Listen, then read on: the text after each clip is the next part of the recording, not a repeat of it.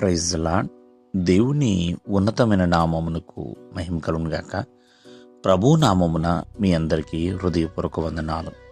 ఈ ఉదయకాలము దేవుని వాక్యాన్ని విందాం. లూకాసు సువార్త 1వ అధ్యాయము 44వ వచనము. ఇదిగో నీ శుభవచనము నా చెవిని పడగానే నా గర్భములోని శిశువు ఆనందముతో గంతులు వేసెను. ప్రేమిన వర్లరా, మన చెవులతో ఎన్నో మాటలు వింటూ ఉంటాం. కొన్ని సంతోషకరమైనవి, కొన్ని దుఃఖకరమైనవి.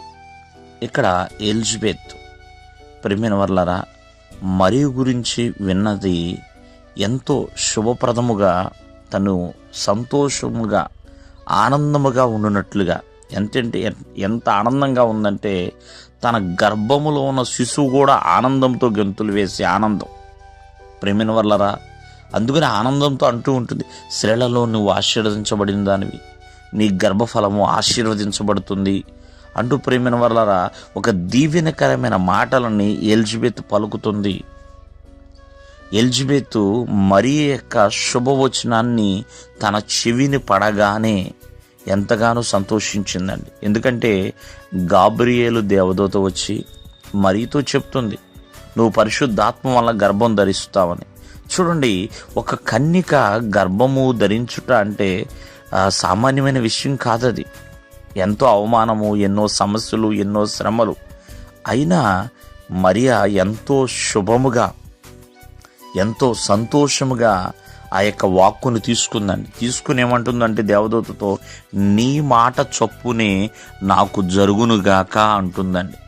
కావున మరి దేవుని యొక్క వాక్యాలు మనం వింటున్నాం, మన చెవులారా వింటున్నామండి.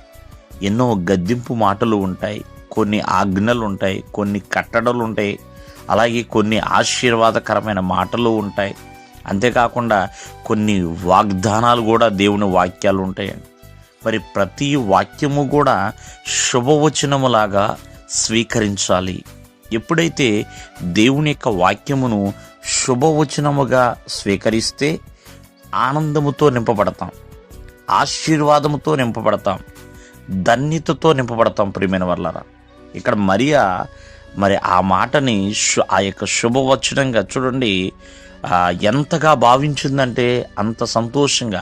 ఒక గర్భంలో ఉన్న శిశువు కూడా ఆనందిస్తున్నాడంటే సామాన్యమా? కావున ఈ ఉదయకాలం ముందు ఆలోచించండి. మరి ప్రతిరోజు దేవుని యొక్క వాక్యాలు వింటున్నాం. మరి ఇది నా జీవితానికి ఎంతో మేలుకరమైనది, శుభప్రదమైనది, సంతోషకరమైనది అని దేవుని యొక్క వాక్కులు బట్టి మనము సంతోషించాలి, ఆనందించాలి. అప్పుడే దేవుని యొక్క దీవెనలు మనం పొందుకుంటాము. దేవుడు మిమ్మల్ని ఆశీర్వదించును గాక. ఆమేన్.